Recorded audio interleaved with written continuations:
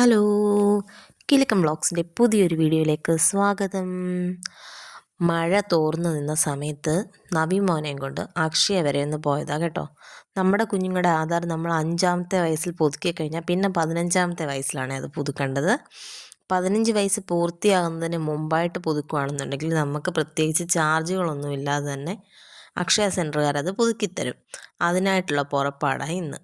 മഴ തോർന്ന് നിൽക്കുകയാണെന്നേ ഉള്ളൂ, എങ്കിലും പൊടിച്ചാറ്റലുണ്ട്. ഞങ്ങൾ അക്ഷയയിൽ ചെന്നു. അവിടെ ഭയങ്കര തിരക്കുള്ള ഒരു അക്ഷയയാണ്, പക്ഷേ നല്ല സർവീസ് തരുന്ന നല്ലൊരു അക്ഷയയാണ്. പിന്നെ 15 വയസ്സിന് തികയുന്നതിന് മുമ്പായിട്ട് വരുന്നെങ്കിൽ നമ്മൾ മാതാപിതാക്കൾ ആരെങ്കിലും ചെല്ലണം. അവിടെ നമ്മളെ കൊണ്ട് സൈൻ ചെയ്യിപ്പിക്കും. പിന്നെ തിരക്ക് കുറഞ്ഞപ്പോൾ മോനെ കയറ്റി ഞങ്ങൾ പെട്ടെന്ന് എല്ലാം കഴിഞ്ഞ് റിട്ടേൺ പോരുകയാണ് ചെയ്തത്. അപ്പം മഴയില്ലായിരുന്നു. പിന്നെ വന്നിട്ട് ഞാൻ കടയിൽ പോയി. വൈകിട്ട് വന്നിട്ട് എൻ്റെ കുഞ്ഞുങ്ങൾക്കൊരു ശകലം മധുരം ഉണ്ടാക്കാമെന്ന് വിചാരിച്ചു. ഇന്നൊരു പേട ഉണ്ടാക്കാമെന്ന് വിചാരിച്ചാണേ. പേടയ്ക്ക് വേണ്ട സാധനങ്ങളൊക്കെ എന്തൊക്കെയാണെന്ന് അറിയാമോ? പാൽപ്പൊടി, മൈദ, പഞ്ചസാര, ഇത്തിരി പാല്, നെയ്യ്, ഇത്രയും സാധനങ്ങളാണ് പേടയ്ക്ക് മെയിനായിട്ടും വേണ്ടത്. നമുക്ക് ഇപ്പം നമ്മൾ കടയിൽ നിന്ന് വാങ്ങിക്കുന്ന പോലത്തെ രൂപത്തിലോ ഭാവത്തിലോ ഒന്നും അച്ചൊന്നുമില്ലല്ലോ നമുക്ക് ചെയ്തെടുക്കാൻ. എന്നാലും നമുക്ക് അതേ രുചിയിൽ തന്നെ ചെയ്തെടുക്കാൻ പറ്റുമേ. ഇച്ചിരി നമ്മളൊന്ന് ശ്രദ്ധയോടുകൂടി ചെയ്യേണ്ട കാര്യമാണ്. കാരണം നമ്മളത് റോസ്റ്റ് ചെയ്യാൻ നേരമൊക്കെ അത് കരിഞ്ഞു പോവാതെ, കാരണം മൈദയാണ്, പെട്ടെന്ന് പൊടി അങ്ങ് റോസ്റ്റ് ആവാൻ സാധ്യതയുണ്ട്. പാൻ ചൂടായി കഴിയുമ്പോൾ അതിലേക്ക് ആദ്യം നമ്മൾ മൈദയാണ് ഇടുന്നത്. മൈദ ഇട്ട് ഒരു നല്ലൊരു സ്മെല്ല് വരുന്ന സമയമാകുമ്പോൾ അതിലേക്ക് നമ്മൾ പഞ്ചസാരയും കൂടി ഇട്ട് കൊടുക്കുവേ.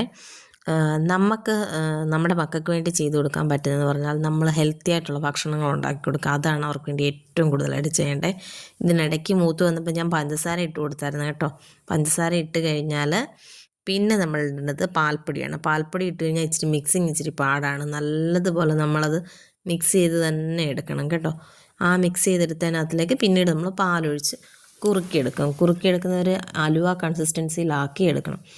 നമ്മുടെ കുഞ്ഞുങ്ങൾക്ക് വേണ്ടി നമ്മൾ കൊടുക്കുന്ന കാര്യത്തെക്കുറിച്ചല്ല ഞാൻ പറഞ്ഞുകൊണ്ടിരുന്നത്. അപ്പം നല്ല ഹെൽത്തി ആയിട്ടുള്ള ആഹാരം നമ്മൾ കഴിവതും പുറത്തുനിന്നുള്ള സാധനങ്ങൾ അവർക്ക് വാങ്ങിച്ചു കൊടുക്കാതിരിക്കുക. ചെറുപ്പകാലത്തിലെ കുഞ്ഞുങ്ങളുടെ ആരോഗ്യം നോക്കിയിരുന്നുണ്ടെങ്കിൽ കുറച്ച് കാലങ്ങൾ കഴിയുമ്പം അവരുടെ ഹെൽത്തിൽ ഒരുപാട് ഇഷ്യൂസ് ഉണ്ടാകാൻ തുടങ്ങും. കാരണം ഇപ്പം 10ഉം 20ഉം 23ഉം വയസ്സാവുമ്പോഴേ കുഞ്ഞുങ്ങൾക്ക് പ്രഷറും ഷുഗറും കൊളസ്ട്രോളും ഫാറ്റി ലിവറും കരൾ സംബന്ധമായ അസുഖങ്ങളും എല്ലാം അങ്ങനെ ഉണ്ടായി വരുന്നത് ഒരു പരിധി വരെ നമ്മൾ പുറത്തുനിന്ന് വാങ്ങിച്ചു കൊടുക്കുന്ന ആഹാരങ്ങൾ കൊണ്ടാണ്.